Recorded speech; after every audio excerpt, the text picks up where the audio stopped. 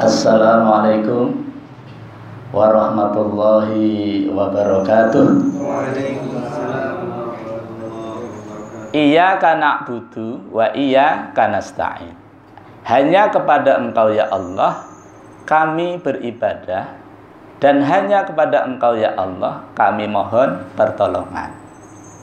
Ayat ini adalah ayat antara hamba dengan Tuhan. Allah tergantung apa yang diminta oleh hambanya. Ya, oleh karena itu Bapak Ibu sekalian, ketika kita itu membaca Al-Fatihah ayat yang kelima ini, tolong sadarilah, jangan sampai nggak sadar. Karena ini ikrar kita, janji kita, sumpah kita kepada Allah Subhanahu wa taala. Dalam kajian nahwu shorof itu ya, itu iyaka ini huruf ya. Kolom nomor 26 saudaranya domir. Kata ganti. Iyaka hanya kepada ka, engkau. Engkau Allah. Ini kan janji. Iyaka hanya kepada engkau ya Allah. Na'budu, kami menyembah, kami beribadah. Jadi ini janji, kalau kita nggak paham dengan janji kita, maka setelah sholat ya biasa saja, nggak ada perubahan.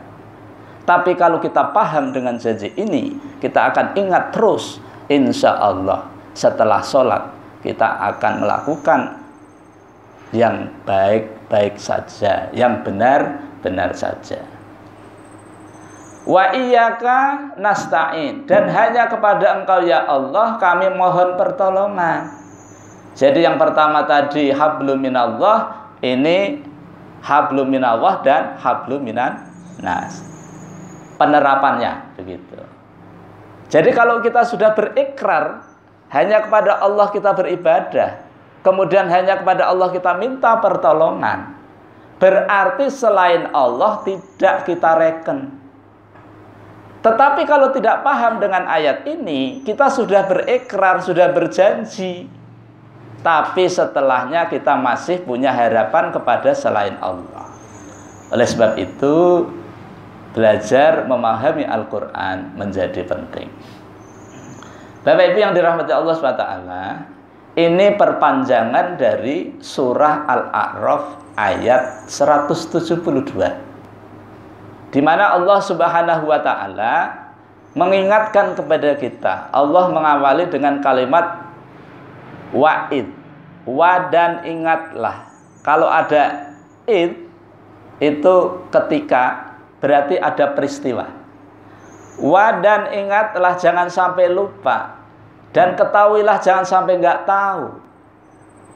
Id ketika akhadha, dia mengambil min dari bani Adama. Dari apa? Keturunan Adam.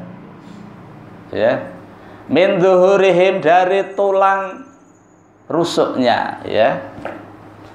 Dzurriyyatahum, keturunan mereka, keturunan anak cucu Adam, ya. Kemudian wa ashadahum ala anfusihim, kemudian mereka diambil janji atas mereka sendiri-sendiri. Apa janjinya?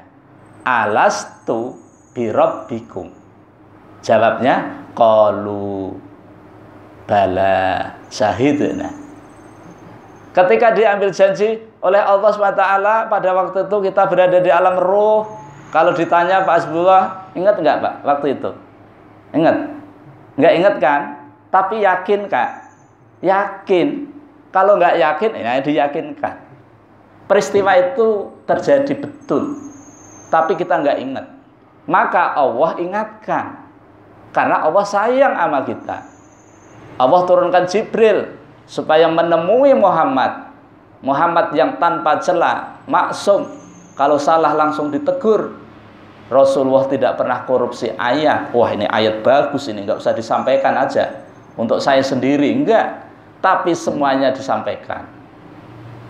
Nah, jadi kita yang menjadi umatnya Nabi Muhammad ini untung benar. Kenapa? Ditinggali warisan namanya Al-Quran dan Sunnah. Dan ini petunjuk untuk keselamatan kita. Mumpung kita masih hidup, Bapak Ibu, investasikan waktu pian 2 tahun aja, insya Allah hafal Quran. 2 tahun aja hafal Quran. Kalau nggak hafal Quran, insya Allah pahamlah Quran. 2 tahun aja. Sehari cuma 1 halaman. 2 tahun aja Pak Asbullah. Ya, jamaah diajak ngapal Quran. Niat aja.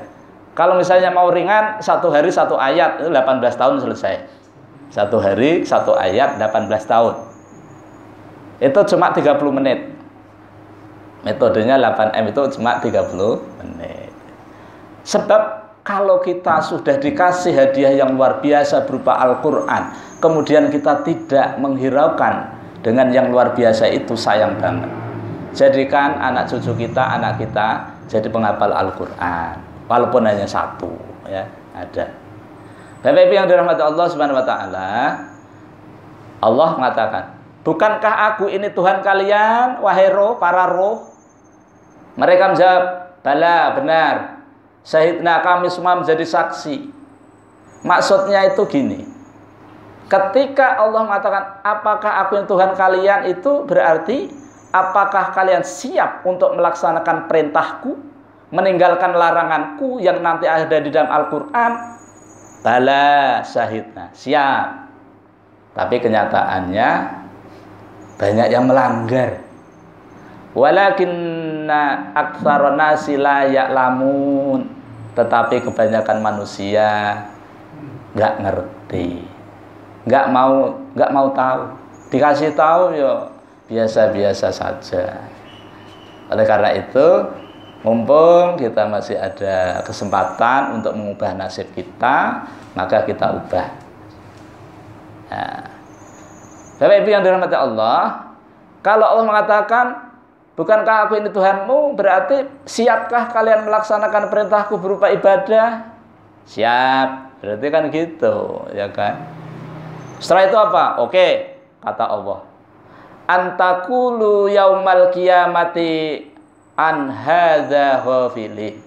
Aku katakan, aku lakukan ini semua kepada kalian, wahai para roh, agar nanti pada hari kiamat kalian tidak ada alasan lagi. "Maaf Tuhan, ulun itu dulu nggak tahu." Ya gimana lagi gitu ya. Nggak ada alasan. Jadi kalau sekarang belum tahu, tanyakan kepada yang tahu, ya, tanyakan kepada yang ahli. Bapak Ibu yang dirahmati Allah, ini setelah sepakat, roh kita dimasukkan ke dalam janin.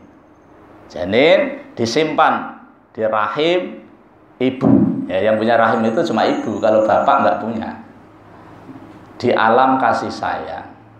Pada waktu tertentu kemudian Allah keluarkan. Jadi yang mengeluarkan kita itu Allah. Yang melahirkan kita ibu kita. Surah An-Nahl ayat 78.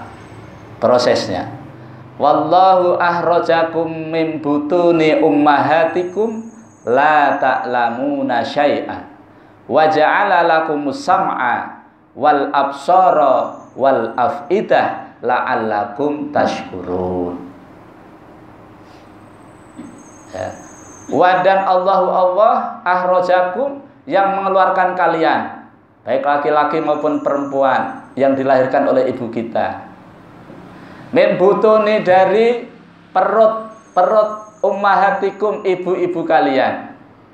Ketika itu kondisinya, situasinya la ta'lamuna syai'a, kita tidak tahu apa-apa, tidak punya apa-apa, tidak bisa apa-apa. Kemudian Allah memberikan potensi kepada kita sebagai sarana untuk hidup, ya. Wa ja'ala lakumus sam'a, maka kemudian aku jadikan untuk kalian pendengaran, wal absara, dan penglihatan, wal afidah, dan hati, la'allakum tashkurun, agar kalian bersyukur. Bersyukur di sini maksudnya agar kalian bisa menggunakan 3 nikmat yang luar biasa ini sesuai dengan perintah Allah SWT dan contoh Rasulullah Shallallahu Alaihi Wasallam. Ini sebagai alat kita. Kalau sekiranya Allah tidak menjadikan 3 ini, niscaya kita jadi apa? Ya. Tetapi masih banyak manusia yang diberi pendengaran, penglihatan dan hati tidak digunakan sebagaimana mestinya.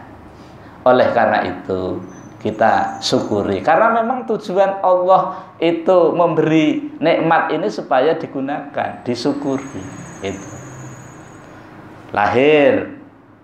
Nah, kemudian rencana ini sudah Allah rencanakan pada surah Al-Baqarah ayat 30, ketika Allah berencana ingin menjadikan manusia sebagai khalifah.